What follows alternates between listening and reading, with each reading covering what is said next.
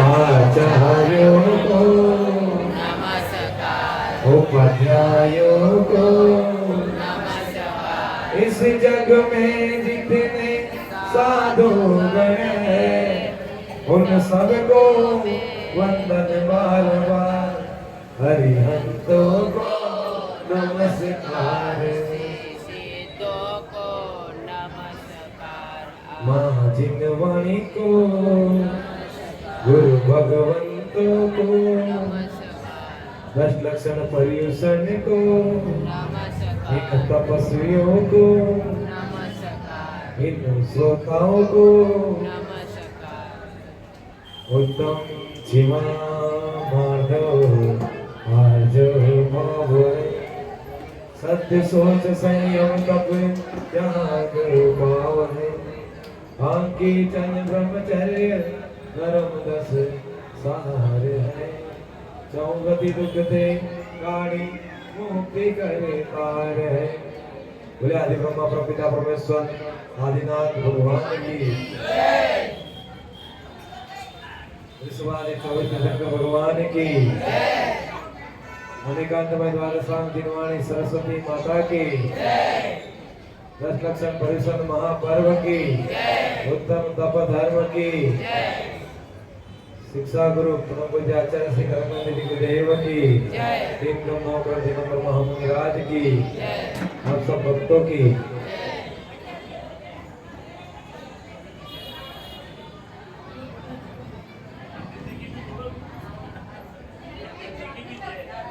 चलिए कुमार वालों से निवेदन कर दो कि आवाज नहीं करें। बाहर बातें करने वालों की खुश हो जाए। एक बार ये देखो भाई, हाथ की 5 अंगुलियां कितनी है? सब एक जैसी है क्या? नहीं है ना? तो फिर कुछ ऐसी अंगुलियां होती है, कुछ ऐसी अंगुलियां होती है, होती कि नहीं होती? और कुछ ऐसे अंगूठे भी होते हैं ना, ऐसा। एक बार क्या हुआ, इनके बीच में झगड़ा हो गया। अंगूठा बोलता है मैं बड़ा, यशवंत जी सुरेश जी, झगड़ा हो गया इनके बीच में। ये पांचों, इसको बोलते हैं अंगुष्ठा, इसको बोलते हैं तर्जनी, इसको बोलते हैं मध्यमा, इसको बोलते हैं अनामिका और इसको बोलते हैं कनिष्ठा। इन पांचों के बीच में झगड़ा हो गया। ये अंगूठा कहता है ये सबसे ज्यादा मेरा वट है, क्योंकि जब भी अच्छा काम ओके हो जाता है एकदम ओके, हर कोई, और नहीं करना हो तब भी ठेंगा दिखा। काम पूरा हो जाए तब भी मैं आगे, काम नहीं करना है तो भी मैं, और काम करने के लिए कोई कुछ बोलता भी है तो भी मैं ओके। यशवंत जी ने इन्होंने कहा मांडला बनाना है रात को, 10 लक्ष संविधान है। लड़कों ने कहा ओके, जैसे कहा संगठन ने मान हो गया। बोलता है कि मेरी ज्यादा पूछ है, मैं बड़ा। दादी दादी दादी इधर, ये अंगूठे ने बोला मैं बड़ा, क्योंकि हर जगह मेरी पूछ है। तो फिर अंगूठे के पास कौन थी? तर्जनी। तर्जनी कहा चुप कर, मेरे बराबर तो आ नहीं रहा है, तू बड़ा कहां से हो गया? जब भी किसी को चेतावनी देनी है तो तू तो छुप जाता है। मैं जब सामना करने की बात आती है, हाँ, तब मैं आगे होती हूँ, तब तुम सब पीछे हो जाते हो। तो जो छुप ही जाता है तुमको, अपन क्या करते हैं? अंगूठा ऐसे करते हैं। बड़ा आया होशियार, मैं बड़ा कहने वाला। जब भी कोई बात आती है तो पता चले मार खाने के सिचुएशन बन रही है, मैं ही खड़ा होता हूँ। हाँ, लड़े लड़ाने की बात है, किसी में धमकी देनी है, ऐसे लोगे क्या? खबरदार, बाहर बैठे हो तो सब अंदर आओ। यदि ऐसा कहना हो तो ये अंगुली। इसने कहा कि भाई मैं तेरे से बड़ा था, अंगूठा चुपचाप बैठ गया। तर्जनी, अब तर्जनी के पास थी मध्यमा, बोलते चुप कर,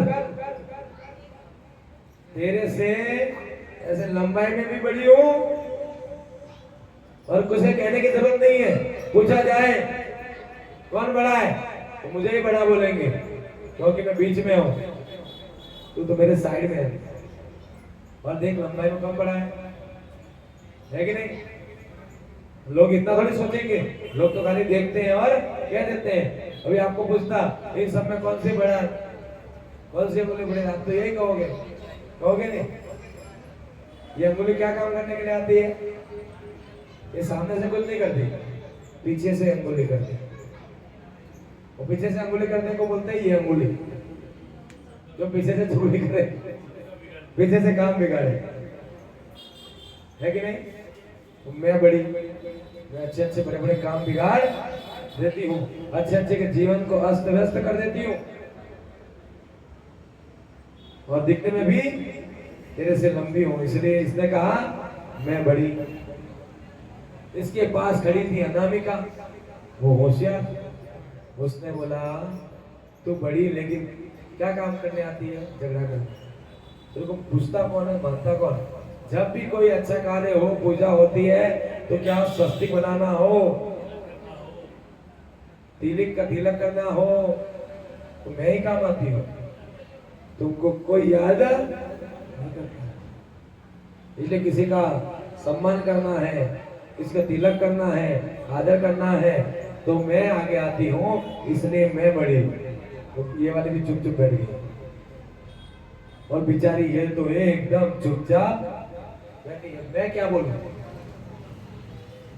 ये वाली अंगुली चुपचाप बैठी।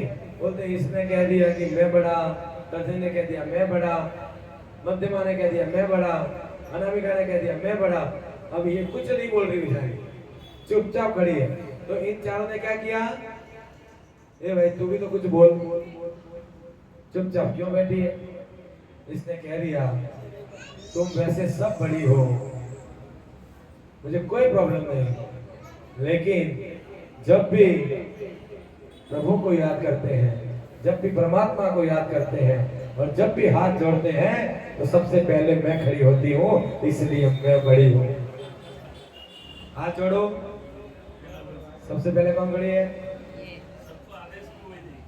है ना? इसलिए जब नमस्कार करते हैं, नमन करते हैं, वंदन करते हैं, प्रभु को नमस्कार करते हैं, त्रिलोक स्वामी को नमस्कार करते हैं, उस समय में लाइन में सबसे आगे खड़ी होती हूँ, इसलिए मैं सबसे बड़ी हूँ।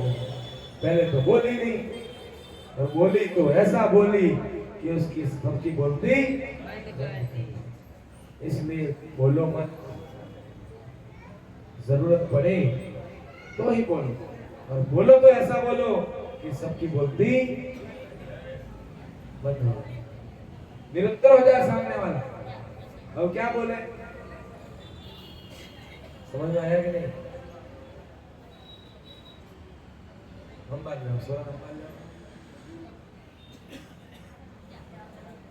जाओ मारते मारते हम करें, हम बात सुनो वन्य हमारे जन्म में सोरा संतार है।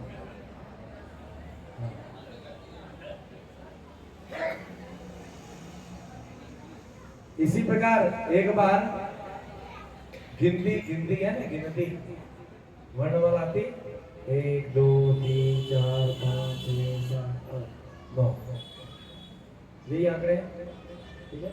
इससे पूरी वर्णमाला बन गई। तो एक बार क्या हुआ, 9 ने 8 को थप्पड़ मार दिया। क्या किया? 8 को बोलते क्यों मारा? बोलते मैं बड़ा हूं। तो 8 ने देखा कि भाई तू बड़ा है, मेरे से भी छोटा है, उसको जचे 7 को थप्पड़ मार दिया। 7 टीका 6 को थप्पड़ मार दिया, 6 टीका 5 को थप्पड़ मार दिया। क्यों? बोलते तू मेरे से छोटा है, उसने मुझे मारा तो मैंने तुझे मारा। 5 ने 4 को मारा, 4 को 4 ने 3 को मारा, ये क्रम चलता रहा। लास्ट में 3 ने 2 को, 2 ने एक को मारे, इससे पहले एक ने क्या किया? सुनने बैठा था। सुनने की कोई कीमत है क्या? बोलते नहीं, तो तू बोल के मत बैठ, तू ऐसा कर, मेरे आगे आके बैठ जा। क्या कहा? तू मेरे कुछ मत कर। वो दो मारे, दो वाले को कहा एक मिनट रुक जा, तू मुझे मार लेना, लेकिन एक मिनट रुक जा। ये शुरुआत की किसने? बोलते नौ ने की है। वो अपने आप को बड़ा मान रहा है, वो बड़ा होशियार मान रहा है, उसने चालू किया। अब मेरी बारी आई, अब मैं तेरे को नहीं छोड़ूंगा। उसका बोला तुम्हें रुक जा। सुनने को बोला कि तू मेरे साथ बैठ जा। साथ में बैठते क्या हो गया? 10। 10 होते ही उसने किसको बजाई? 9। इसका तात्पर्य ये है कि आगे बढ़ना है और बड़ा होना है तो एक दूसरे का सपोर्ट करो, एक दूसरे का साथ दो। एक दूसरे का साथ दोगे तो आप का कोई कार्य छोटा नहीं होगा, आप बड़े हो जाओगे। समझ में आया? इसीलिए कहते हैं संगठन में शक्ति है। एक दूसरे का साथ, संत भवन भी हो जाएगा। संगठन होना चाहिए। आपके साथ है, ठीक है? आप खाली एक और सुनने को मिला दो, बाकी 9, 8, 7 सब बैठे हुए। लेकिन आप अपने आप को एक मत समझना, सुनने को साथ में बैठा देना, यथाशक्ति अनुसार जुड़ जाना, मन से, तन से और धन से, तीनों से जुड़ना। यथाशक्ति अनुसार जितना कर सकते हो उतना धन से करना, मन से तो करना ही है और तन से भी। ध्यान रखना 3 प्रकार से सेवा है और तीनों प्रकार से देने, क्योंकि खाली मन देने से नहीं होता, खाली धन देने से भी नहीं होता, धन भी चाहिए। तीनों गुप्तियां वहां पे लगेगी, धन सिद्धि चाहिए। आप अपना यथाशक्ति अनुसार करो। आपका समाज इतना अच्छा है कि आपके ऊपर प्रेशर नहीं डालेंगे, जबरदस्ती थोपेंगे नहीं, लेकिन इतना करना कि अपनी शक्ति को छुपाना नहीं चाहिए। अपनी शक्ति को छुपाओगे तो मायाचारी कहलाएगी। यदि आपकी शक्ति 10 रुपया देने की है और आप 1 रुपया दोगे तो आपको मायाचारी का दोष लगेगा। आपको भगवान ने आपके पुण्य का आपको मिला है, तो ये पुण्य प्रभु की कृपा से मिला है। और प्रभु के लिए, गुरु देव शास्त्र गुरु की सेवा के लिए यदि कहीं उपयोग में आता है तो यथाशक्ति सहयोग दान करना चाहिए। कल उत्तम त्याग के दिन दान की महिमा भी बताएंगे। इसलिए एक दूसरे का साथ दो। ध्यान रखना 3 बाल्टियां, 3 बाल्टी में अलग अलग पानी भरना। एक में नॉर्मल पानी, एक में एकदम गर्म पानी और एक में ठंडा पानी। 3 प्रकार का जल है ना, एक तो एकदम गर्म और एक एकदम ठंडा और एक एकदम नॉर्मल सादा पानी, ठीक है? अब प्रयोग करेंगे। आप ठंडे पानी में अंगुली डालो, बर्फ में, और बर्फ में अंगुली डालने के बाद तुरंत आप निकाल के गर्म बाल्टी में डालो। क्या वो पानी उतना गर्म लगेगा?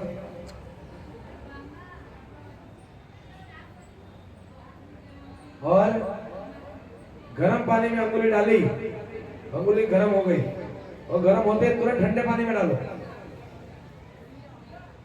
आपको तुरंत बर्फ का असर लगेगा क्या? नहीं लगेगा। वो गर्माहट घटेगी, इसके बाद बर्फ की ठंडा लगेगी।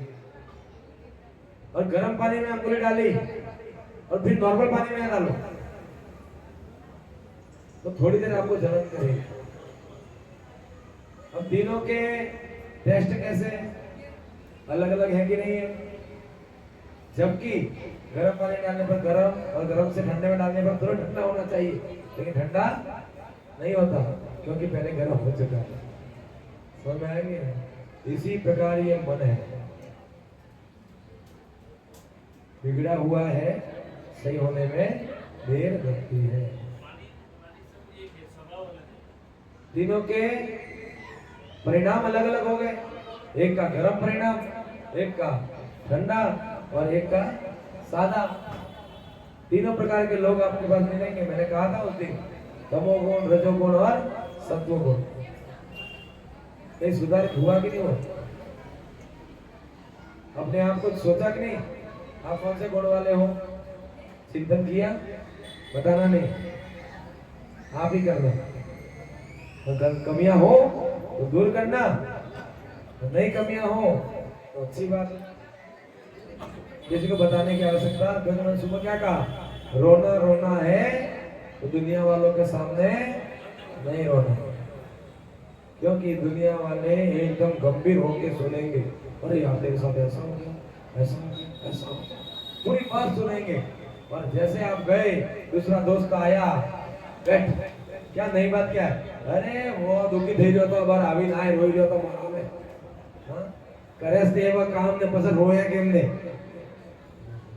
एक ही व्यक्ति के दो रूप देखिए, ऐसी दुनिया है।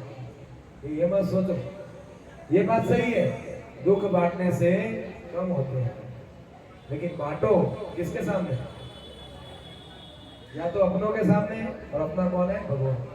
और एक अपने परिवार। दुनिया वालों को कहने मत जाना, अपने घर में कहना। कोई ऐसा संकट आ जाए तो व्यवहार में अपने साथी, अपने बेटे, अपनी बहुएं, अपनी बेटी, अपने परिवार को कहो, अपनी माता को कहो, अपने पिता को कहो। फिर उनसे भी नहीं होता है तो फिर दुनिया वालों से तो मत कहना, भगवान के पास। यहाँ पे आके रोना रोना आपकी मजाक तो नहीं उड़ाएगा, समझ में आएगा? बाकी ये दुनिया बहुत बेकार है, ना किसी की हुई ना किसी की होगी। जब तक ये सांसें चल रही है तब तक ठीक है। इसलिए मैंने हकीकत बताई थी, एक दिन कहा था, उसको 4 लाइनों को मैं पूरा कर देता हूँ। 4 दिनों की प्रीति जगत में, 4 दिनों के नाते रे, 4 दिनों की प्रीति जगत में, 4 दिनों के नाते रे, पलकों के पर्दे पड़ते ही सब नाते मिट जाते हैं। आपके रिश्ते कब तक जिंदा है? जब तक आंखें खुली है। जैसे ही आंखें बंद होती है, आप कितना भी चिल्लाओ, रो, माथा फड़को, लेकिन वो उठता है क्या? तैयारी आप पर क्या बोलता है क्या? नहीं। उनका रिश्ता आपसे खत्म और आपकी आंखें खुली है, इसलिए आपका रिश्ता उनसे बना हुआ है। आप तो कहोगे कि मेरे भाई था, ये मेरी माँ थी, मेरे पापा थे, लेकिन उनकी आंखें बंद हुई तो कौन बेटा ने, कौन भाई, कौन माँ? पलकों के पर्दे पड़ते ही सब नाते मिट जाते हैं। जिसकी चिंता में तो चलता, अरे वो ही चिता जलाते हैं। अपने बेटा बेटियों की चिंता में पूरी जिंदगी अपन दौड़ते रहते हैं, उनके सुख सुविधा पूरे, लेकिन हकीकत यही है और अधिकार भी उसको ही है। और इसके पीछे एक रहस्य है, आपको पता है क्या है? यदि पिता की मृत्यु हो जाती है तो पुत्र को अधिकार क्यों दिया? दूसरे किसी को अधिकार नहीं है, पुत्र को देते नहीं देते? इसके बारे में कभी सोचा आपने, ऐसा क्यों? कौन बताएगा? इसके पीछे क्या रहस्य है? नहीं पता है? ये आगे से चलता आया है तो कर रहे हो ऐसा? इसके पीछे रहस्य नहीं पता है, मैं तो बताऊंगा। पिता को अग्नि बेटा देता है, तो इसके पीछे क्या रहस्य है? गांव वाले भी दे सकते हैं, परिवार वाले भी दे सकते हैं, बेटा ही क्यों? उसको ही आगे क्यों करते हैं? सोचा कभी? किसी को पता होता हाथ ऊंचा करो। लेकिन अभी आपको कोई पूछेगा कि पिता को अग्नि संस्कार कौन करेगा, तो आप कहोगे उसका बेटा करता है। लेकिन आपको पता नहीं है कि क्यों बेटा करता है। जानना है? बताओ किस किस को जानना है? हाथ ऊंचा करो। सबको जानना है? सबको जानना है? बता देता हूं। अरे भाई सुनो, बाप का अपना कौन था? बेटा। और यदि गांव वाले अग्नि संस्कार कर दिए, बेटा नहीं किया, और गांव वालों के बेटे ने केस कर दिया, तो 3 सालों में मिलकर मेरे बाप को जला दिया, इसका जवाबदार? सुरेश जी, बेटा खतरनाक निकल गया और आपने उसका इंतजार नहीं किया, और आप उसके पापा को अग्नि आपने दे दी, तो केस कर देगा कानून। और बोले मेरे पापा को तो इन्होंने जलाया है।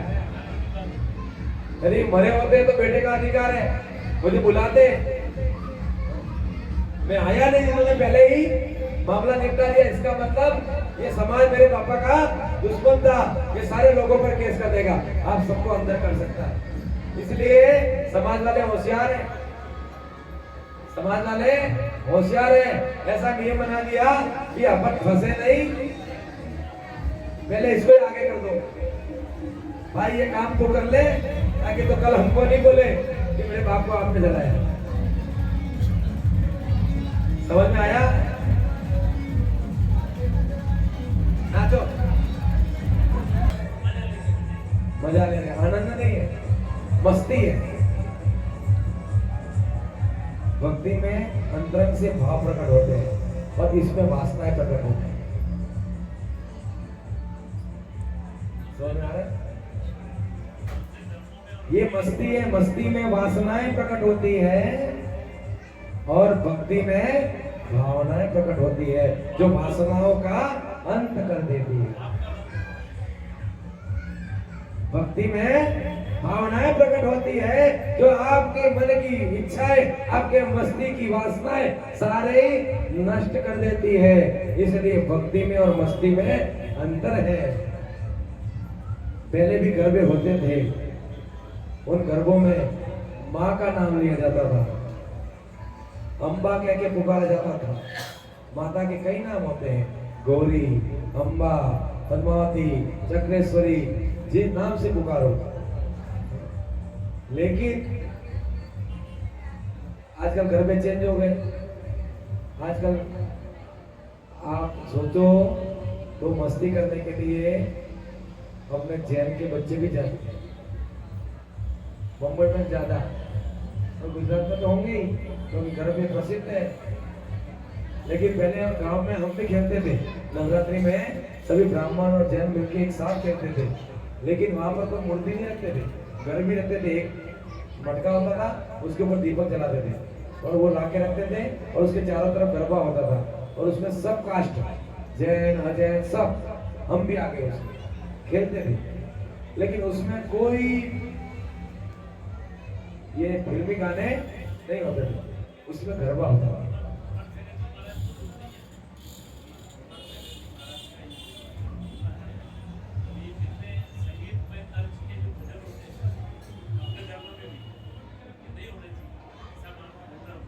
नहीं, लेकिन ऐसा है कि एक शब्द और एक म्यूजिक, अब हम क्या कर रहे हैं, बुराई को अच्छाई में कन्वर्ट कर रहे हैं। अभी एक ने गाया, फेमस हो गया, जब से तूने दिल को चुराया, है नहीं? लेकिन दर्द ऐसा है, लेकिन हमने इस पे क्या कर दिया, उसने अपनी मस्ती के लिए गाया, अपने भक्ति में क्या गाया, आपके मन को अच्छा लग रहा है, लेकिन आपके मन को डिवर्ट कर रहे। जब से तूने अपनी कृपा बरसाई, वो अपनी तो मुझे तुरंत परिवर्तन हुआ कि नहीं? और जीने वाले तूने मोहरे अपनी लगाई, वो अपनी तो मुझे लगाई। जब से मैं उधर भटका था, जब से तूने अपनी मोहर लगा दी, इसलिए बुराई को अच्छाई में परिवर्तित कैसे करना, ये तरीका आपको आ जाना चाहिए, तो आप बुराई से बाहर निकल जाओगे। गरबा खेलने के लिए ना नहीं है, जाना खेलना, क्योंकि आनंद है, लेकिन ऐसा आनंद ले लेना जिन विचारों से वासनाएं प्रकट हो, ऐसा कार्य नहीं होना चाहिए। और ये होता है तो फिर नहीं जाते। अपने जैनों में भी नवरात्रि की स्थापना होती है, और मैं तो कहता हूं कि होनी चाहिए। जिन शासन की देवी है, समय दृष्टि देवी है, जब वहां जा सकते हो तो ये तो अच्छा है कि जिन्होंने पारस में भगवान का उत्सव दूर किया था, ऐसा समझ के इनके नाम लेके इनका गरबा खेलो, मतलब जैन गरबे लगा के उसमें भगवान के नाम आते, उन गरबे खेलो जैसे मैंने अभी खिलवाए थे। तो वहां पे अपने बच्चे जाएंगे तो बिगड़ेंगे नहीं। तुमको पता है, रिसर्च में देखना, नवरात्रि के बाद एक बड़े ज्ञानी आदमी ने कहा, आपको मैं बता रहा हूं, ठीक है, नवरात्रि के बाद डॉक्टर कहते हैं नवरात्रि के बाद सबसे ज्यादा एबॉर्शन के केस आते हैं, भ्रूण हत्या के केस आते हैं, तो क्यों कब आते हैं? नवरात्रि के 1 महीने के बाद। तो इसका मतलब क्या हुआ? धर्म के नाम पर वासनाएं वहां पर हो रही है, पाप हो रहा है, तभी ऐसे कार्य हो रहे हैं।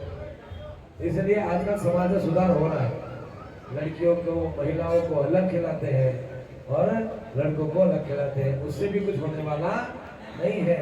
यदि आपको ये पाप को मिटाना है तो आपको भजन होने चाहिए, भक्ति में संगीत होने चाहिए, ये अश्लीलता फैलाने वाले गीत नहीं होने चाहिए। ऐसा नहीं करेंगे तब तक सुधार आने वाला नहीं।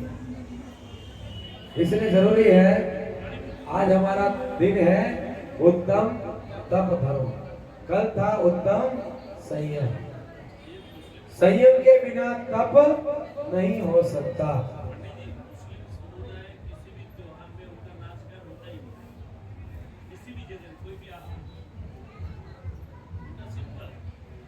हाँ। नहीं करते। और एक उनकी अच्छी आदत ये है कि अपने, मैंने एक चीज देखी, एक वीडियो आया था, आप लोग वीडियो देखते हैं, मैं भी देखता हूँ, मैं आपका ही हूँ, लेकिन मैं थोड़ा सा उससे ज्ञान लेता हूँ। अब एक बार वीडियो आया और उस वीडियो में क्या बताया गया, छोटे से रील 30 सेकंड की, लेकिन अंतरंग से हिला दिया। हिंदू लड़की, अपनी लड़की, उसने क्या पहना? जीन्स पैंट और टी शर्ट, तब फिटो फिट बाजार से गुजर रही है, बाजार से गुजर रही है तो सबकी नजर उसके ऊपर है। उसने वो सीन बताया, लड़की जा रही है, बोले वो मुझे मुंह नीचे करके जा रही है, लेकिन सबकी नजर किस पे? उस पे। वो सीन खत्म होने के बाद फिर एक वैसी उम्र की लड़की बुर्का पहन के, मुंह पे पूरा नकाब बांधा हुआ है, पूरा बुर्का पहना हुआ है, और वो उस बाजार से घूम रही है। उस समय सब अपने काम में पड़े हुए हैं, किसी ने उसके सामने। और उससे क्या सीखने मिला आपको? ड्रेस कोड बहुत जरूरी है। यदि ऐसे कपड़े पहनते हो दुपट्टे के बिना निकलना भी। इसलिए कहता हूं, नारी की सुंदरता साड़ी में होती है, साड़ी पहननी चाहिए। मंदिर में भी आते हो, साड़ी पहन के आना चाहिए। कुंवारी और तुम्हार भी ठीक है, कुंवारी आए तो दुपट्टा डाल के आए, लेकिन शादीशुदा तो साड़ी पहन के ही आए। ये संस्कार है, कोई प्रतिबंध नहीं है। इसको लोगों ने क्या समझ लिया? प्रतिबंध। ये प्रतिबंध नहीं है, ये संस्कार है। ये संस्कार आपके माता पिता, आपका कुछ नहीं बिगड़ रहा है, आपके माता पिता का नाम, वहां पे ये नहीं पूछा जाएगा लड़की कौन है, ये पूछा जाएगा ये किसकी बेटी है। तो माता पिता का नाम नीचा, और दूसरा पूछा जाएगा ये किसकी बहू है। समझ में आया? अब ससुराल वाले तो कुछ बोलेंगे नहीं, ज्यादा नहीं बोल सकते। क्यों नहीं बोल सकते? लाखों रुपया खर्चा करके तो लाते हैं, और ज्यादा कुछ बोल दिया तो लाखों पे पानी फिर जाएगा। इसलिए तो बोलने के पहले बोलते थे, पहले घूंघट यहाँ से गिर के बता दो, देखो सासू सो ताने मार देती थी। शादी करके आए हो पति के साथ खड़े रह के 2 मिनट बातें करके बता दो। नवी नवी आ गई है ना में हाथी आदमी में कही की है बातें करना भरी की। हाँ आए हमें बैठा धर्म भी नहीं आती। आपके जमाने की बात कर रहे हैं हम, सही बात है कि नहीं? वो संस्कार थे, वो सभ्यता थी। हाँ और कोई औरत ऐसा करते थे और पूरे गांव में उस आदमी का नाम लिखा हो जाता। और समाज में भी कोई गलती होती थी, ये जूते है ना जूते सर पे पकड़ाते थे। और आज तो अपने समाज में गालियां देके चले जा रहे हैं लोग, और सीना तान रहे, ज्यादा करो तो पुलिस लेके आ रहे हैं। आए रहे मैं तो सच्ची बात करता हूँ, सही है कि नहीं है? अब क्या क्या बताओ, लेटेस्ट किससे अपनी गलती को स्वीकार तो नहीं कर रहे। समाज है, ध्यान रखना। आंख से गिरा आंसू, समाज से गिरा व्यक्ति कभी उठ नहीं सकता। ये मैंने कहाँ पढ़ा था? मैं जिस स्कूल में पढ़ रहा था और दीवार पे लिखा था। हाँ सुरेश जी, मैं जिस स्कूल में पढ़ता था 5वीं से 6वीं से 10वीं तक, वो स्कूल की दीवार पे लिखा था। अभी तुरंत मुझे वो याद आ गया कि आंख से गिरा आंसू और समाज से गिरा व्यक्ति। समाज से गिरा व्यक्ति का मतलब है नजरों से गिरा व्यक्ति कभी उठ नहीं सकता, उठ ही नहीं सकता। वो आंख का गिरा आंसू आप डाल सकते हो क्या? और नजरों से गिरा व्यक्ति कभी उठ सकता है क्या आपकी नजरों में? वो गिर गया तो। लेकिन फिर भी हमारा धर्म इतना महान है, क्या है? उत्तम क्षमा। आपने गलती की है तो क्षमा मांग लो, ये वीरों का आभूषण है। किसका? कायर लोग माफी नहीं मांगेंगे, कायर लोग क्षमा नहीं मांगेंगे, ये वीरों का आभूषण है। यदि आपकी गलती है तो आपसे छोटा हो या आपसे बड़ा, उससे क्षमा मांग लेना। और उसकी गलती है फिर भी आप दिल से उसको क्षमा कर देना, वो क्षमा आपसे मांगे तो फिर अवश्य कर देना। और सही उत्तम क्षमा धर्म यही है, क्षमावाणी पर्व यही है। 10 लक्षण परिषद पर्व का मतलब ही यही है।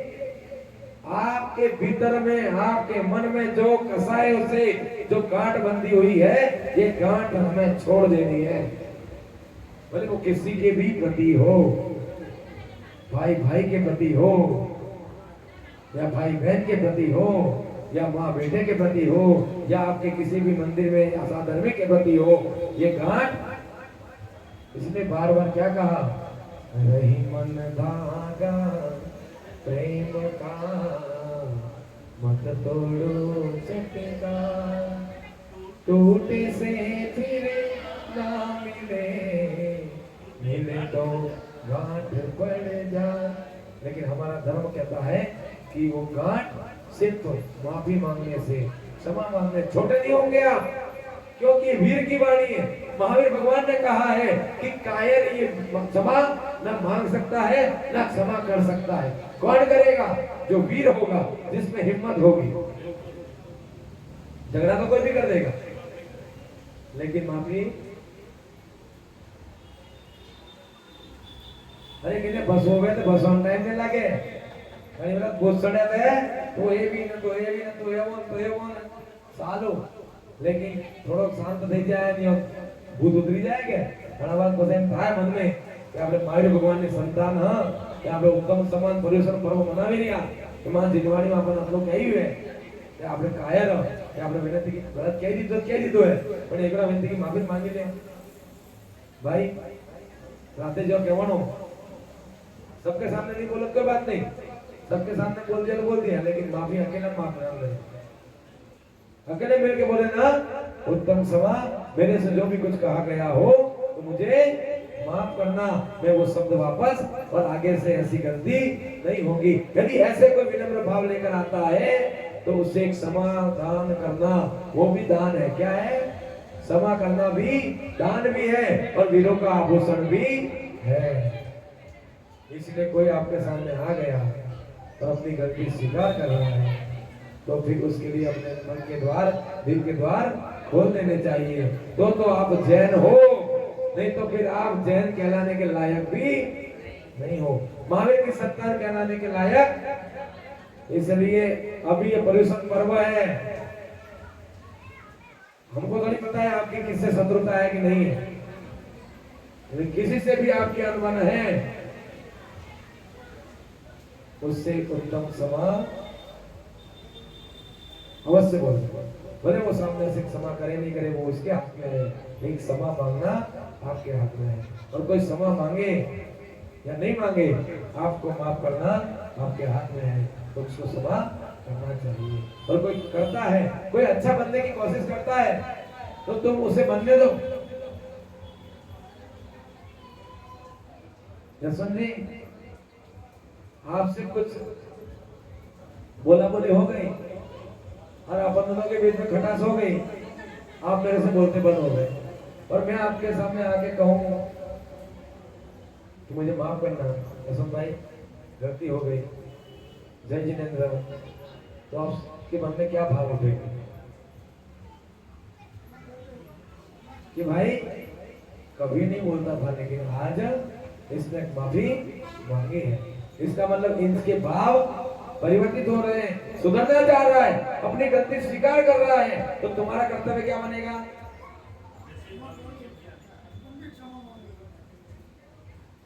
भाई ताली दोनों हाथ से बजती है, एक हाथ से झगड़े भी दोनों पक्ष से होते हैं, एक पक्ष से तुमने तू कहा होगा तो सामने वाले ने भी तू, उस समय स्थिति ऐसी हो जाती है तो हो जाते हैं, लेकिन हमारा धर्म कहता है कि बोलचाल बनना। हम भाई, चार भाई छोटे थे, इतना झगड़ा करते थे जबरदस्त। ओ सुनो विमला अम्मा, क्या बातें करो बच्चे से, सुनो हम चार भाई, मैं दूसरे का उदाहरण क्या दूं, स्वयं का देता हूँ। चार भाई थे, छोटे थे, पापा बम्बई रहते थे और हम सब गांव में रहते थे, पढ़ाई करते थे। पूरे गांव में सबसे ज्यादा मस्ती हमारी, सबसे ज्यादा खेलने में, दौड़ने में, मस्ती करने में, चारों भाई के नाम। और लोगों को और हम लोगों की मस्ती नहीं दिखती तो उनको पता चल जाता था कि इनके पापा आगे लगते हैं मुंबई से। पापा आते थे, 10 दिन रहते थे, 10 दिन हम कुछ भी नहीं, पूरे गांव में शांति, लोगों को ऐसे ही पता चल जाता पापा आए। और जैसे ही हमारी मस्ती दिखती, और हम तो हमारी मस्ती कहाँ तक थी पता है, हमको बम्बई जाने से पहले हम चारों को बैठाते, फिर कहते, कागज पे लिखते, तुम लोग मस्ती करोगे, मैं मुंबई जा रहा हूँ, कभी वापस ही नहीं आऊंगा, तुम्हारी कोई शिकायत आई तो मैं आऊंगा ही नहीं, ऐसी धमकियां देके जाते। समझ में आया? ये हकीकत बता रहा हूँ मेरे जीवन की। मेरे पापा हम भाइयों को ऐसे धमकियां देके जाते थे, लेकिन पापा का कागज हम रखते। पापा जाते, बच्चे थे, लेकिन माता पिता का वो डर था, इसलिए आज भक्ति में आनंद ले रहे हैं, इसलिए आज इतना चिंता, इतना मनन। और जब मैं 2002 में गुरुदेव से जुड़ा तो मेरे पापा मेरे को लाके क्या दिया पता है? भजनों की सीढ़ी। उस समय सीढ़ी चलती थी, तो मेरे पापा ने मेरे को भजनों की सीढ़ी लाके दी। घर पे सीढ़ी थी, बोलते बेटा तो ये सुनना। उसमें पहला भजन था, उसमें मेरे जीवन का तो ही आधार है, ये भजन था उसमें। मेरे जीवन का तो ही आधार है, मेरे मन मंदिर के देवता, तू ही मेरा सरताज है। ऐसा भजन, जैसे भजन है उस समय 2002 से सुनना शुरू कर दिया। और किसने लाके दी? पापा। ये इसका परिणाम है। यदि बेटा धर्म के मार्ग पे आगे बढ़ना चाहता है तो समझ जाना, उसको धर्म के संस्कार दोगे तो कहीं ना कहीं वो एक समय में पुण्य उदय में आएगा और वो अद्भुत क्रांति लाएगा। आज ये छोटा बच्चा, इसकी उम्र कितनी साल है? 12 साल, 13 साल, 14 साल की, लेकिन अवश्य में अभी भक्ति कर रहा है, प्रवचन सुन रहा है, उपवास कर रहा है। उपवास करने में इसको ये भी पता है कि पंचमेरु के उपवास किए तो 5 मेरु के नाम क्या है, इसको नहीं याद है। भले मैंने विधान के समय याद कराया है, लेकिन इसको याद नहीं होंगे। फिर भी इसका तपस्या की है, तो क्या इसको फल नहीं मिलेगा? आपको 5 मेरु के नाम याद है? किस किस को याद है? हाथ उठा करो। 1 2 और 3। आपको याद है पंचमेरु के नाम? सुमेर, सुदर्शन मेरु, हाँ। आगे और कौन बताएगा? इधर से पुरुषों में पंचमेरु के नाम याद नहीं और 5 मेरु की स्थापना करके रखी आपने। सुदर्शन मेरु, अचल मेरु, मंदर मेरु, विजय मेरु और विदलमाली मेरु। समझ में आ गया? ये 5 मेरु। लेकिन भले इसको भी नाम याद नहीं होंगे, एक नाम याद होगा। अभी इनको भी एक नाम याद है, लेकिन जब पुण्य उदय में आता है, जब ज्ञानावरणी पर्दा हटता है, तो ऑटोमेटिक ज्ञान प्रकट होने लगता है। इस अवस्था में मैंने भी किए थे, मुझे क्या पता चलता था। लेकिन आज आप सबके सामने या बैठ के जो ज्ञान की वर्षा गुरुदेव की कृपा से, मां जिनवाणी की कृपा से हो रही है, तो ये सब किसका है? पूर्व संस्कार। गुरुदेव ने पूर्व संस्कार नहीं किए होते तो ये योग्यता प्राप्त नहीं होती। अभी ये सब बैठे हैं, इनको मैं बोलूं कि आप आके बोलो, इन बोल नहीं, क्योंकि जब तक संस्कार नहीं पड़ेंगे तब तक वो ज्ञानावरणी पर्दा हटता नहीं है ना। वैसे भाव बनते हैं और यहाँ पे बैठने के बाद कृपा वहां से आने लगती है। ध्यान रखना, हमने भले किताब खोल के बैठा हूं, अभी तक इसका एक भी टॉपिक नहीं लिया, बोलो मैंने। ये कारण होता है। इसलिए अपने बच्चों में क्या डालने हैं? अपने बच्चों में क्या डालने हैं? धर्म से जोड़ो, भक्ति से जोड़ो, धर्म से जोड़ो, मंदिर में दर्शन कराओ। लेकिन ध्यान रहे मन में कोई कचरा न घुसा। संस्कारों की जरूरत है। उनको महावीर भगवान के बारे में बताओ, उनको आदिनाथ से लेके महावीर भगवान तीर्थंकरों के बारे में बताओ, राम के बारे में बताओ, कृष्ण के बारे में बताओ, पापियों के बारे में बताओ, अंजन चोर के बारे में बताओ, मैना सुंदरी के बारे में बताओ, सीता के बारे में बताओ, शकुनी के बारे में बताओ, मंत्रा के बारे में बताओ। वो इसकी जरूरत है, लेकिन हमारी पाठशाला में ये नहीं पढ़ाया जाता है। लेकिन जीवन में काम आने वाली बातें तो यही है। जीवन में काम आने वाली बातें तो यही है। इतिहास उठा के देखो, महापुरुष बने तो कैसे बने, कौन सी नीतियां अपनाई, वो नीति अपने बच्चों को दो। बाकी पाठशालाओं में ये पूजा पाठ तो होते रहेंगे, उल्टा बच्चे के जीवन को ऊंचा उठाने के चक्कर में आप उनके मन में कचरा भर के उनको वही उलझा दोगे। तो फिर को लेना देना। उनको महावीर के बारे में बताओ, महावीर भगवान के पूरे जीवन दर्शन के बारे में बताओ, आदिनाथ भगवान के पूरे जीवन दर्शन के बारे में बताओ। उनको वो ज्ञान दो। राम कौन थे, राम ने अपने जीवन में कैसे संघर्ष किया, कैसे उनको मर्यादा पुरुषोत्तम कहा जाता है। सीता कैसी नारी थी, उसने क्या क्या कष्ट सहन किए, फिर भी उसने कहीं विरोध नहीं किया। भरत के बारे में बताओ, राम और भरत भाई थे और भरत ने राम के प्रति कैसा समर्पण दिखाया और राम ने भरत के प्रति कैसा समर्पण दिखाया, इसके बारे में बताओ। राम लक्ष्मण के बारे में बताओ।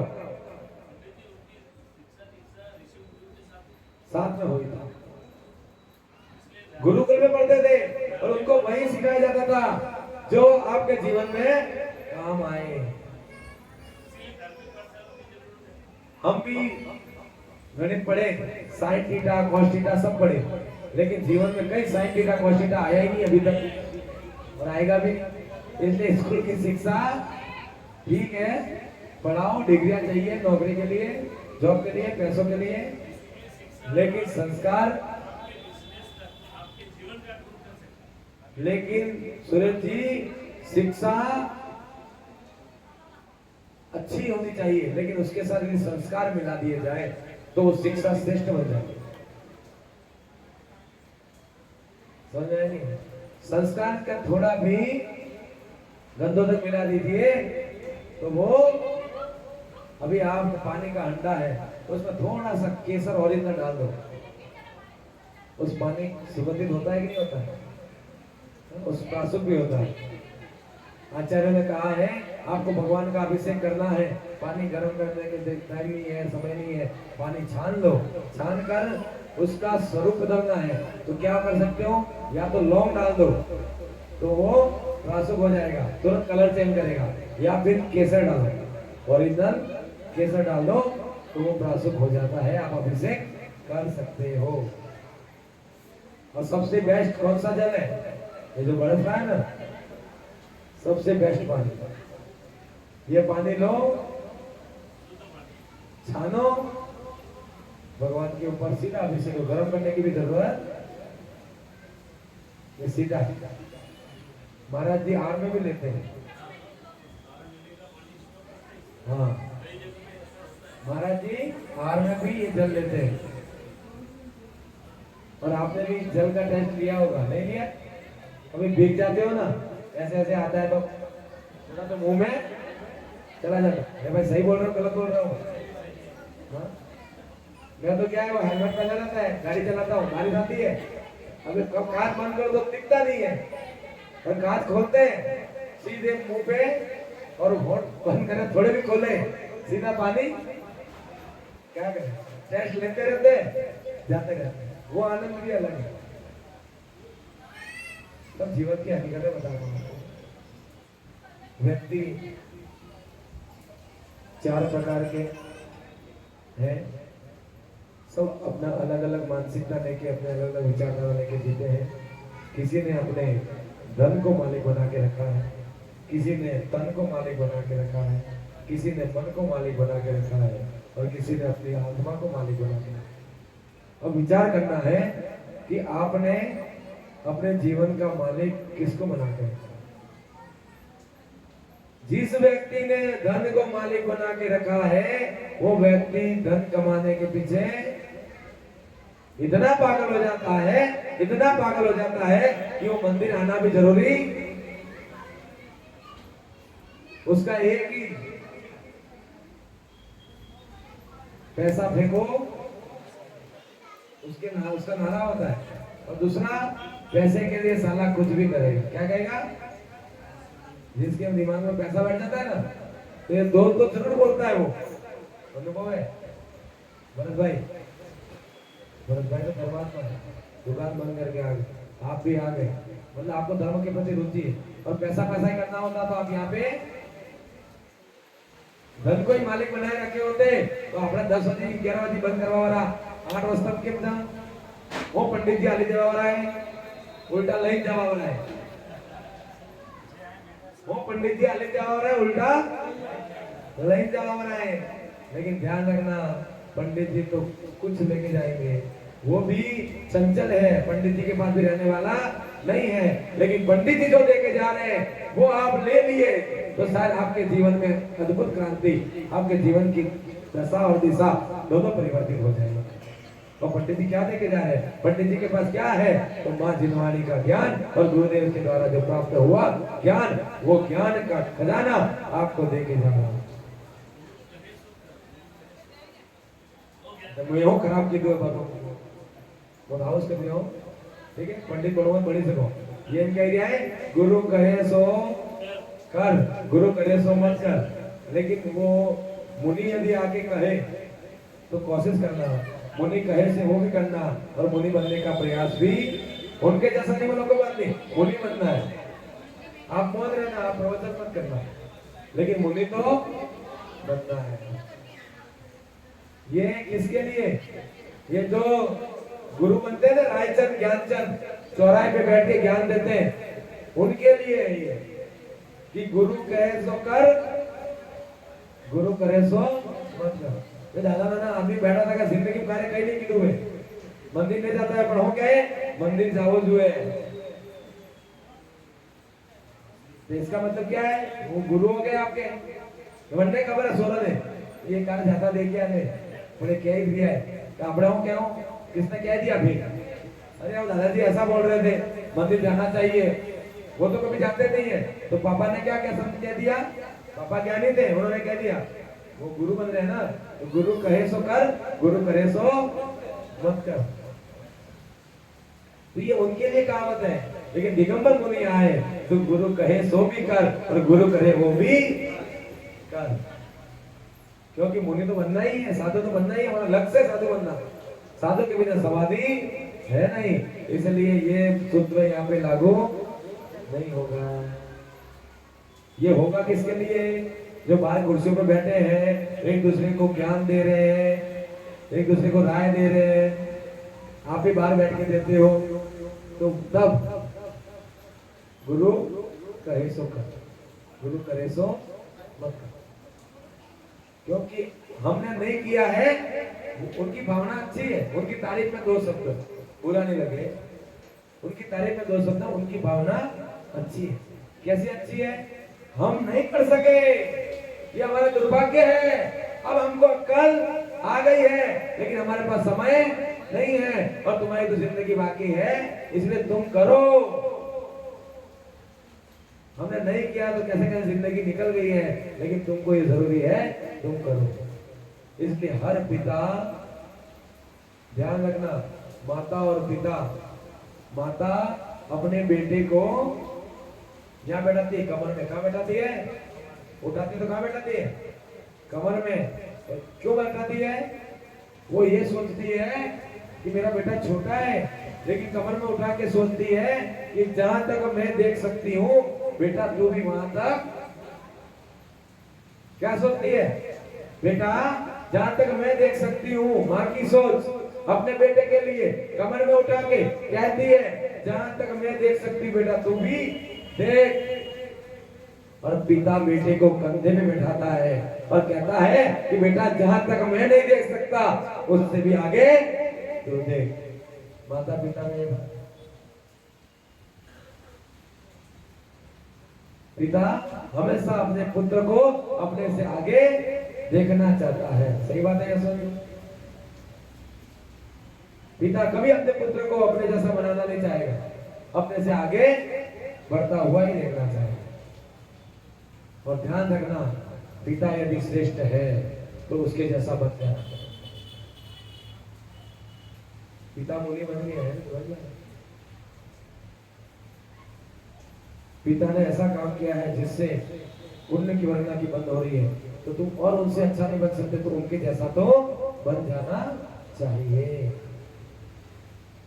इतना तो प्रयास करना, तो भी पिता संतुष्ट हो जाएगा। आज मैं मेरी बेटी को पूछता हूँ, बेटी क्या करना है? छोटी है 5 साल की, बेटी क्या करेगी? शादी करेगी या माताजी बनेगी? मुझे जय जय बनना है। क्या कहती है? मैंने बोला तो जय जय बन जाएगी तो मेरा फक्र से सीना और मेरा सर दोनों ऊंचा रहेगा, तो फिर तू मेरे से भी आगे बढ़ जाएगी। और अभी से मैं वही संस्कार डाल रहा हूँ। बेटे को तो पूछता हूँ, वो बोलता है पंडित बनूंगा। मैंने बोला तू भी मेरे जैसा ही बनना चाहता है? मुनि तो बोलते नहीं, पंडित बनूंगा, तुम्हारा जैसा बनता है। मतलब वो और यदि घर में बेटा ये कह दे कि पिताजी मुझे तुम्हारे जैसा बनना है, तो पिता को गौरव होना चाहिए कि मैं कुछ अच्छा कर रहा हूँ, कि बेटा भी मेरे जैसा बनना चाह रहा है। ये पिता को भी सोचना चाहिए। क्योंकि जो पिताजी कुछ करते ही नहीं, ना मंदिर जाते हैं, ना कहीं अच्छे कार्य में जाते हैं, ना समाज सेवा में जाते हैं, तो बच्चे आपसे क्या सीखेंगे? कभी बोलेंगे मैं आपके जैसा बनना चाहता हूँ? नहीं बोलेंगे। पहले बेटे ने कह दिया पापा मैं पंडित बनना चाहता हूँ, मतलब उसने मुझसे प्रभावित होकर कहा, इसका मतलब मुझे गौरव हुआ कि मेरा बेटा तो मेरी इज्जत कर रहा है। मुझे दुनिया से क्या है, वो करे नहीं करे तो लेना देना नहीं, लेकिन मेरा बेटा कर रहा है तो मुझे गौरव होता है। और मेरा बेटा यदि मेरे से आगे निकल जाए और मुनि बन जाए तो मुझे उस पर फक्र होने लगे। इसलिए हर माता पिता अपने बच्चों को आगे बढ़ाना चाहते हैं। आप सोचते होंगे ये पंडित जी ले दे के महाराज बनाने के पीछे ही पड़े, ये सोच रहे हो नहीं सोच रहे हो? मेरे कितना कौन सा दिन है? 6वां 7वां 7 दिन के प्रवचन को उठा के देखो, हर बात मेरी श्रावक, श्रावक से साधु और साधु से भगवान। ये बीच में बोके जा रहा हूं। सौरभ भैया अकेले नहीं, सुरेश जी, सौरभ भैया अकेले नहीं, यहां से और निकलेंगे अभी। मेरे जाने के बाद यहां से बीज अभी डाल दिया मैंने, अभी नहीं पता चलेगा, वो बीज धीरे से अंकुरित होगा, वो बाद में असर करेगा, तुरंत नहीं करता है। मैंने तो तुरंत नहीं किया, तो मेरे को गुरुदेव मिले 2002 में, 3 महीना साथ में रहा, फिर आता रहा जाता रहा, 2007 में मुंबई आ गया। हाँ बोलो। इसलिए वो बल्कि पूर्व का किया हुआ पुण्य कभी ना कभी उदय में आ जाता है। और जैसे ही मैं 2007 में मुंबई आया, 2011 में मेरी पंडिताई शुरू हो गई, समझ जाओ। जबकि मैं मुंबई आ गया था, माया नगरी में आ गया था। माया नगरी में आने के बाद भी धर्म को नहीं छोड़ा। उसके पीछे संस्कार किसके थे? गुरु के। और गुरु को मैंने आज भी नहीं छोड़ा, क्योंकि गुरु बड़े मुश्किल से तो गुरु मिलते हैं, और गुरु को छोड़ दोगे तो मैया डूब जाएगी। बड़ी क्यों?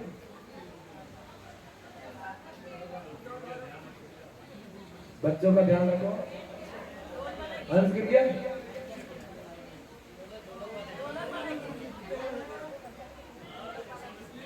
अच्छा, लगा तो नहीं उसको? ये यहाँ से उठ के क्यों गया पहली बार? वो मिल गए? ए भाई जाड़ा भी है, हाथ को बस की जाए, बारी भी जाए, मसूर नाश हुआ है।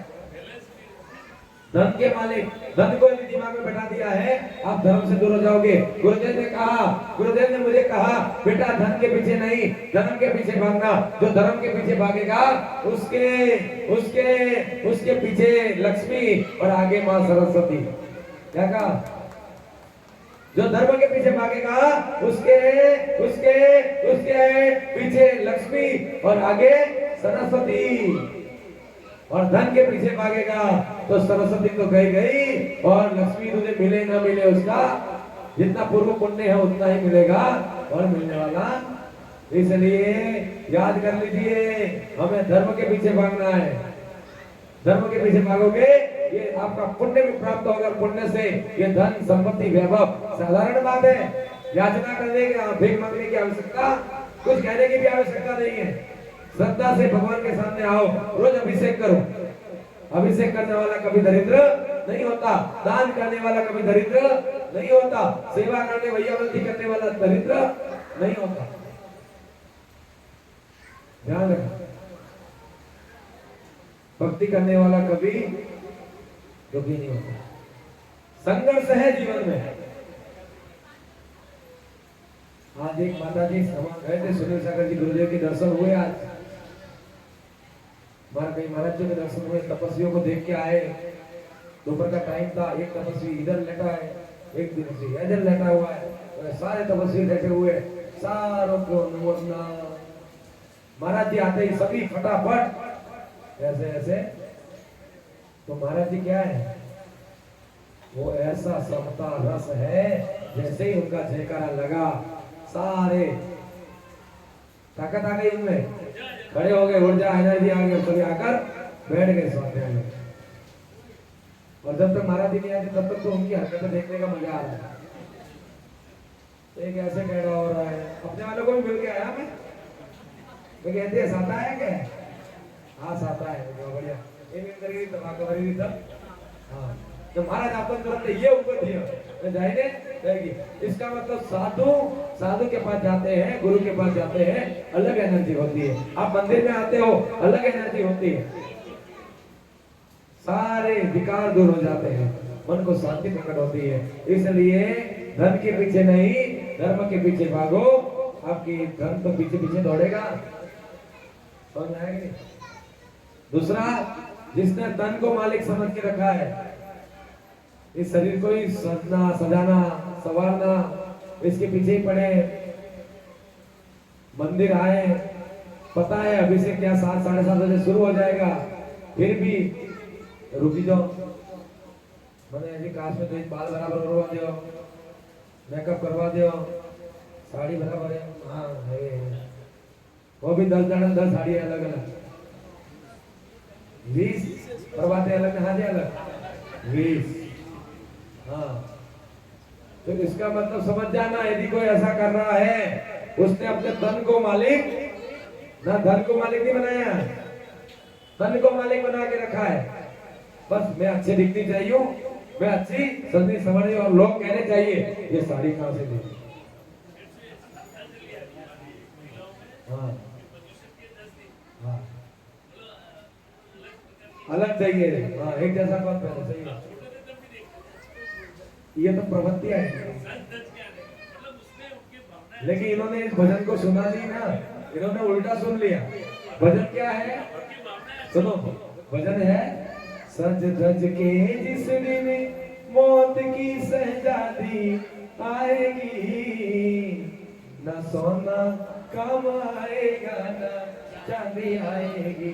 तो पुरुषों ने क्या दिया, एक ही लाइन है, इसके दो अर्थ निकाले।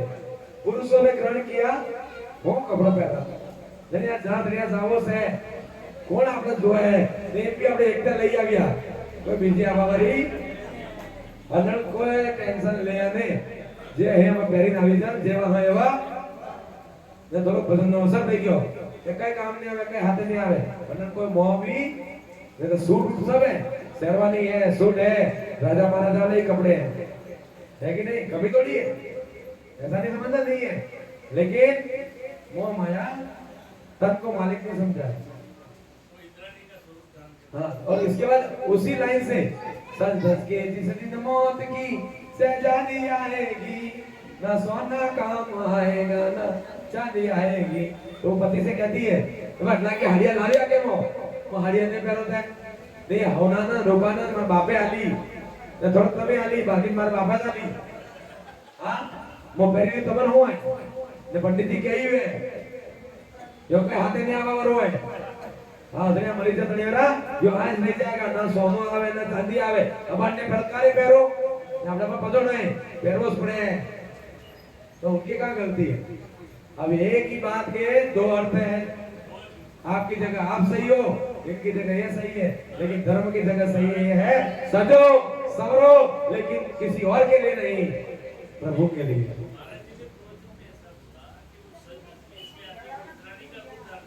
हाँ इंद्राणी बन गई आना चाहिए, मैं इसलिए हार मुकुट पहनवाता हूँ, आरती करने आते तब भी हार मुकुट पहनवाता हूँ, क्यों? क्योंकि फाड़ फाड़ से करो, लेकिन उसके अंदर रचो नहीं, उसके अंदर रचो बचो नहीं। श्रृंगार क्या है? इन्होंने किया श्रृंगार, 10 लाख तपस्वियों को देखो, उन्होंने आत्मा का श्रृंगार भी होना चाहिए, तो आपके बाहरी श्रृंगार भी अच्छा लगे। अंदर से भावों का श्रृंगार करो, मन का श्रृंगार करो, अपने आत्मा के गुणों का प्रकट करो, सद्गुणों का प्रकट करो, उसका भी श्रृंगार। इस श्रृंगार के साथ साथ जिस प्रकार आपने शरीर को सजाया है उसी प्रकार अपने मन को भी संवारना चाहिए। जिस प्रकार आपने अपने बालों को संवारते हो अच्छे से, उसी प्रकार आपके विचारों को भी संवारना चाहिए, उसको भी इधर उधर बिखेर के नहीं रखना, इसके लिए ऐसा उसके लिए ऐसा, ऐसा नहीं, एक जैसा।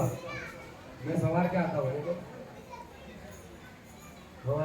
તમે નો બકલ ગાલી ના આવો, તમારા આદમી હારા નાસે એમ કરી નાસે ને ઉકરે વગરે કઈ પડી નહીં, સહી है પાછા એમ કરતા હોશ થઈ ગયા, પણ નાના ના નવા કટલે અંદર આધા સાફ થઈ ગયા, તો સુધે થી આધા સાફ જોવા પડે। ये क्या है?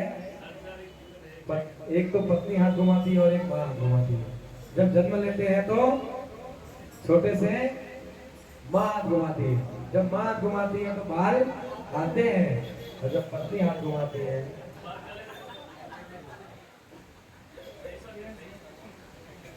मेरे गए नहीं है, माथे पे हाथ नहीं लगा,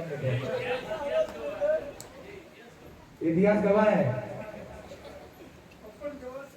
साक्षात एकदम। सूरज जी के भी यहाँ तक चले गए, कहाँ गए? हंस रहे इतिहास गवाह है, ठीक है? ऐसा मत बोलो, जिनके बेचारे बचपन से ही नहीं है तो उनको पूर्व जन्म में इतना हाथ घुमा दिया, इस जन्म में अभी है, इज्जत बनी हुई है, ठीक है, लेकिन आपकी उम्र तक तो हमारा भी हाल होगा, और ये हाल हो इससे पहले उसको उखाड़ के फेंक दो, ऐसी शक्ति मुझे मिल जाएगी। ऐसा हाल आए इससे पहले इसको उखाड़ के ही फेंक देगा, बस इतनी शक्ति मुझे मिल जाए प्रभु। बार बार मेरे मन में भाव ही है, और बार बार भावना इसलिए कि भावना कभी व्यर्थ नहीं जाती। भावना फलदायिनी, भावना भवनाशिनी। दीक्षा के भाव करने से भी आपके कई भव खत्म हो जाते हैं। आप 100 भव भड़कने वाले हो तो 50 हो जाएंगे, और दीक्षा ले ली तो आपके 50 भव हो तो आपके 5 हो जाएंगे। समझ में आएंगे? इसलिए भाव करो। भाव करना अच्छी बात है, लेकिन भाव खाना अच्छी बात। व्यक्ति दो चीज करता है, एक तो भाव करता है और एक भाव खाता है। भाव कब खाता है? कोई कुछ काम कहते हैं वो करता, कुछ अच्छी बातें कहते हैं तो वो सुनना, उसको क्या कहते हैं? खूब भाव खाई हो। ये आप दुकान पे जब बैठते हो तो वो भी कहते हैं, ग्राहक भी कहते हैं तो खूब भाव खाई हो। थोड़ा कम करो ने, એટલો ભાવ ખાઈ રહ્યો જે ભરતભાઈ કરો ખબર છે ભાઈ? हमने क्या है, આપણે મારવાડી હલા કે ગુજરાતી ખબર છે હું કે અને ભાષામાં એમ શું કરો છો? इसलिए तन को मालिक नहीं बनाना। ये तन क्षणभंगुर है, ये काया मिली है, इसका सदुपयोग करना चाहिए। इसलिए धन को भी मालिक नहीं बनाना। धन साधन है, साध्य नहीं है। धन साधन है, साध्य नहीं है। धन साधन है, साध्य नहीं है। और तीसरा आता है मन। मन को भी मालिक नहीं बनाना चाहिए, क्योंकि ये मन जिस प्रकार भटकता है, यदि इसके चक्कर में पड़ गए तो आप भी भटकते हो जाओगे। इसलिए कहते हैं एकाग्रता। एकत्व भावना इसलिए है। बोलो एकत्व भावना का बोलो, बोलो बोलो, किसको पता है? अब उनको ये नहीं पता है कौन सा श्लोक एकत्व भावना में आता है। लफड़ा हो गया है। आप अकेला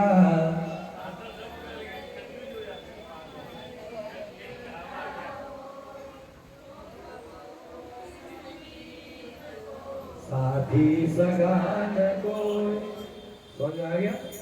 इसलिए मन को साथी बनाने का जरूरत है। इसको साथी बनाओ, मित्र बनाओ अपना। और किस लिए? ऐसा मित्र बनाओ जो आपको मोक्ष मार्ग की ओर लेके जाए, आपको मंदिर लेके आए, आपको व्रत उपवास की ओर लेके जाए, आपको विषय वासना की ओर लेके नहीं जाए। आपके मन को मालिक बनाने की आवश्यकता नहीं है, आपको मन को अपना साथी बनाने की आवश्यकता है। मित्र, और कैसा मित्र? अच्छा मित्र बनाने की आवश्यकता है। और लास्ट है आत्मा। क्या है? आत्मा। और आत्मा को मालिक कौन बना दिया तो फिर चाहिए क्या? और व्यक्ति को किसको मालिक बनाना चाहिए? आत्मा को। आत्मा को मालिक बनाओगे तो आपका शरीर भी आपके अंडर में है, आपका मन भी आपके अंडर में है, और आपके धन भी आपके अंडर में है। देख लीजिए आचार्य सुरेश सागर जी को, आज मैं वहां देख गया, क्या वैभव देखा। इतना बड़ा पांडाल, अंदर घुसे तो बड़े बड़े हॉल, बड़े बड़े आसन लगा हुआ है गुरुदेव का। सिंह की तरह आए, आकर उस सिंहासन पर वैभव देखो। और तन पे ना कपड़ा है, ना कोई लिबास है, फिर भी क्या रुबाब है। वाह, हाँ है नहीं? कौन आ रहा है? कारण क्या है? उन्होंने अपनी आत्मा को मालिक बना के रखा है। उस आत्मा में बैठे परमात्मा को जान दिया है कि परमात्मा में जैसे केवल ज्ञान है, वो सारा ज्ञान मेरे अंतरंग में है, मेरी आत्मा में है। उन्हें आपसे कोई लेना देना। भले इतना बड़ा पांडल बनाया है, आपने बनाया है, आप लोगों की सुविधा के लिए बनाया है, साधु के लिए नहीं। समझ में आया? क्योंकि वहां पर जो धर्मात्मा आते हैं, जो भव्य जीव आते हैं, जो गुरु की शरण में आते हैं, उनकी सुविधाओं के लिए, उन्हीं भक्तों के द्वारा भक्तों के लिए, भक्तों के द्वारा, भक्तों के लिए वो जो व्यवस्था हुई है, समझ में आया? लेकिन किसके पुण्य से? महाराज जी के पुण्य से,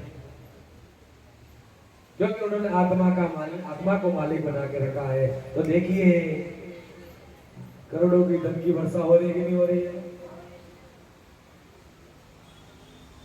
नहीं, यातना करनी पड़ती है। तुम खाने की व्यवस्था करो, तुम ये टेंट बांधो, बोलना पड़ता है महाराज जी को। तो बोलते हैं अरे लक्ष्मी पीछे पीछे दौड़ रही है और आगे सरस्वती दौड़ रही है, ज्ञान आगे आगे दौड़ रहा है। जब भी आते भाई पे बैठे नमो जिनान, समझ में आया कि नहीं आया? जिनानम का मतलब होता है जिनेंद्र भगवान को नमस्कार। समझ में आया? ये प्राकृत भाषा में जिनेंद्र भगवान को जिनानम कहते हैं। नमो यानी नमस्कार, जिनानम यानी जिनेंद्र भगवान को। समझ में आ गया? ये प्राकृत भाषा है और उनको प्राकृताचार्य कहते हैं, इसलिए वो नमो जिनानम का जाप करते हैं और मंगलाचरण भी वही करते हैं। समझ में आ गया? तो इसलिए किसको मालिक बनाना चाहिए? आत्मा को मालिक बनाओ।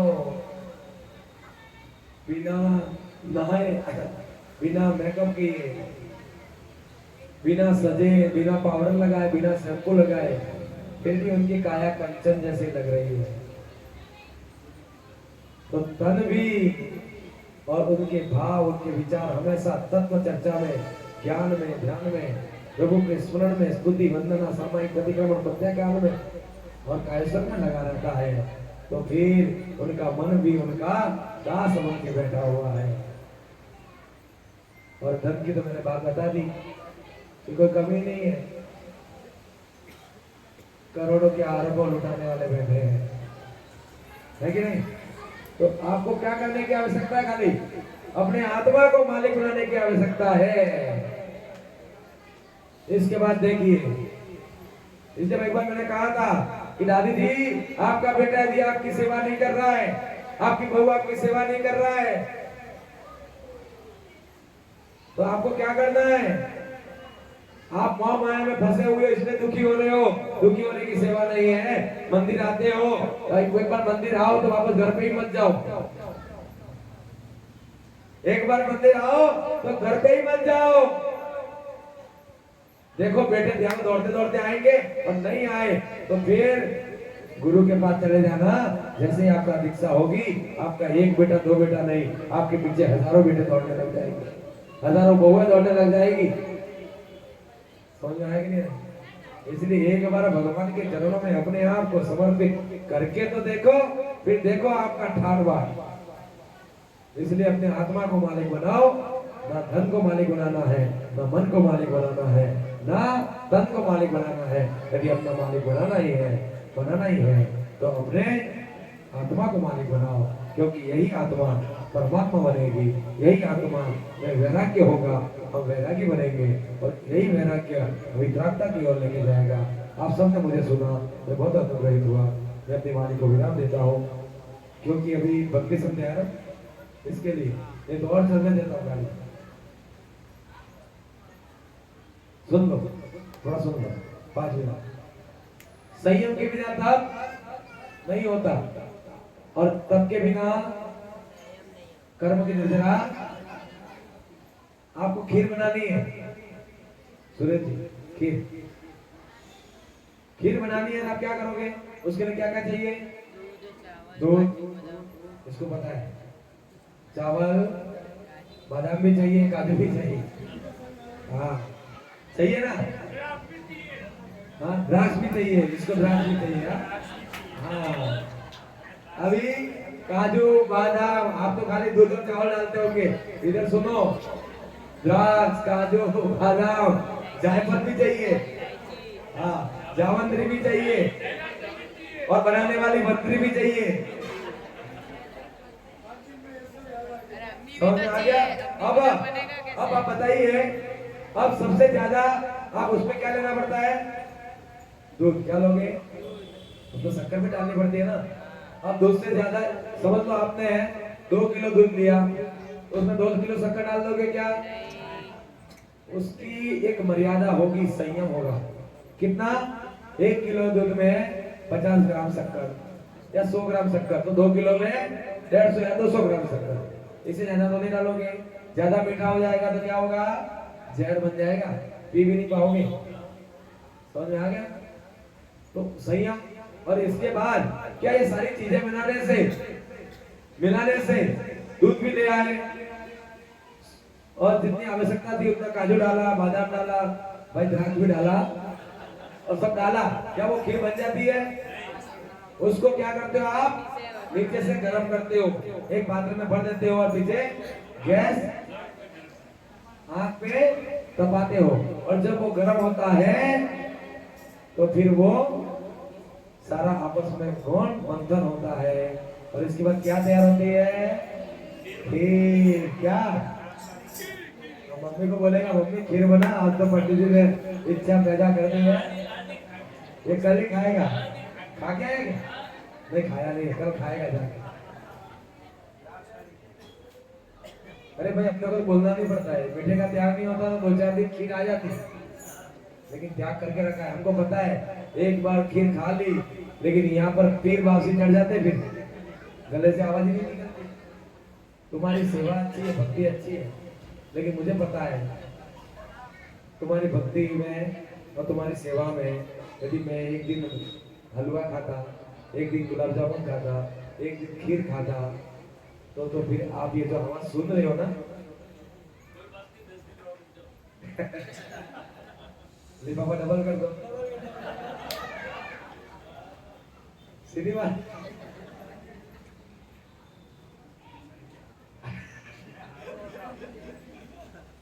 अरे भाई उनको जवाब देना होता है, दृष्टि है ना, वो बोलेंगे रख तो लेंगे वो, लेकिन ऐसा बोलते विचार करने में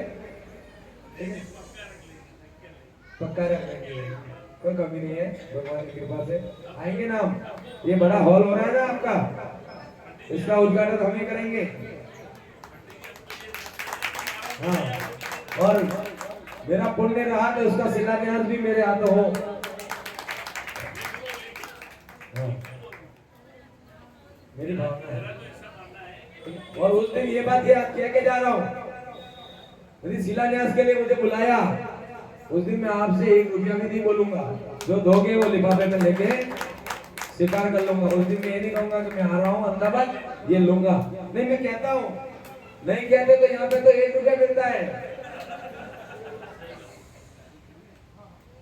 क्योंकि अनुभव कर लिया मैंने इस साल आके, इसलिए मैं कहता हूँ, नहीं तो बाद में फिर गड़बड़ हो जाती है, बोलना पड़ता है, क्योंकि नहीं बोलेंगे तो बाद में सामने वाला भी परेशान, अपन भी परेशान, क्योंकि मन का मापा नहीं मिला तो अपन भी परेशान और सामने वाला सोचे क्या करें क्या करें क्या करें, इससे अच्छा तो बोल दिया होता। ग्रस्त जीवन में ना, इसलिए ग्रस्त जीवन छोड़ा, इसके बाद तो सब छूट जाएगा। और दादी बार जिनवाड़ी स्तुति कर लिया, जाओ करे हो, भाई जाओ। हाँ, तो खीर कैसे तैयार होगी? तपाने पर। कैसे? तपाने पे। इसलिए सारी चीजों को मर्यादा में लेते हैं और उसको तपाना जरूर होता है, तपाए बिना वो तैयार नहीं होता। आप रोटी का आटा भी मान लेते हो, रोटी को बेल भी देते हो, लेकिन वो कच्ची रोटी खाई नहीं जाती है जब तक उसको तपाया नहीं जाता, तो वो खाने के योग्य नहीं होती। और इसीलिए जब तक आप अपने आप को नहीं तपाओगे तब तक आपके अंतरंग में भगवान नहीं बन सकते। भगवान ने अपने आप को तपाया है। आज साधु महात्मा क्या कर रहे हैं? तपस्या कर रहे हैं। क्या कर रहे हैं? अपने आप को तपा रहे हैं। ये 10 लक्षण व्रती क्या कर रहे हैं? अपनी आत्मा की साधना कर रहे हैं, अपने आप को तपा रहे हैं। क्या इनको भूख नहीं लगती हो? क्या इनको प्यास नहीं लगती हो? यहाँ मेहनत नहीं लग रही है, लेकिन लगती है, उससे होगी, क्योंकि परीक्षा का दिन आता है। उस समय अच्छे दिने 2 दिन रुक जाओ, एक दिन रुक जाओ, कल पर तो होने ही वाला है। हाँ, इसको पता है, इसका हुआ ना, ए मम्मी पांडरा में यो बना दे, पांडरा भी नहीं बोलता, पांडरा बोलता है हमारा भक्त। हाँ, हम अहमदाबाद का एक भक्त मिला मेरे को, तो मेरा शिष्य बना है। अब आगे जाके मेरा क्या नाम रोशन करेगा क्या पता, करेगा बेटा? नहीं लेकिन ये तो पक्का बन गया, ऐसा जनेऊ मेरे हाथ से पहन ली, वो गद्दे से बन गया। बहुत अच्छी बात है, बजाओ एक बार नरोड़ा वाले भक्तों के लिए। हाँ। इसलिए अपने आप को तपाना बहुत जरूरी है, और कल आएगा कि त्यागना भी। आपने उपवास कर लिए, व्रत कर लिए, अब इस क्रम को छोड़ना नहीं। आपके विकार, आपके अंदर जो बुराइयां है उसको त्यागना शुरू कर दो। त्याग और दान में क्या फर्क है, इस पर प्रवचन कल होगा। आप सबने मुझे सुना, बहुत अनुभव हुआ। बोधि समाधि परिणाम